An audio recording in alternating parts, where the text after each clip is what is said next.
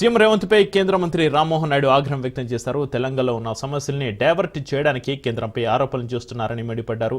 అసమర్థతను కప్పిపుచ్చుకోవడానికి రేవంత్ ప్రయత్నిస్తున్నారని ధ్వజమెత్తారు. తెలంగాణకు కేంద్రం అన్ని విధాలుగా సహాయం చేస్తుందన్నారు.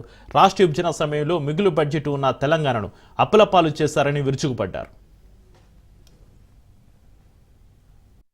అయితే రాష్ట్రం దగ్గర సరైనటువంటి ప్లానింగ్ లేకుండా రాష్ట్ర విభజన అప్పుడు సర్ప్లస్ స్టేట్ గా ఉండేది తెలంగాణ. ఈ రోజు ఏమైంది?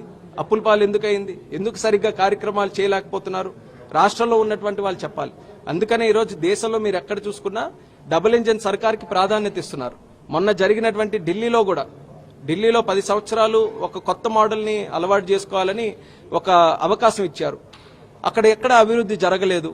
మరి అలాంటి సందర్భంలో మళ్ళీ దేశ రాజధాని కూడా అభివృద్ధి చెందాలనంటే రాష్ట్రంలో కూడా డబుల్ ఇంజిన్ సర్కార్ ఉండాలి, ఎన్డీఏ ప్రభుత్వం ఉండాలని గెలిపించారు. రాష్ట్రం విడిపోయిన తర్వాత తెలంగాణ సర్ప్లస్ స్టేట్ గా ఉంది. ఇక్కడ పరిపాలకులు ఏం చేశారని అడుగుతున్నాను.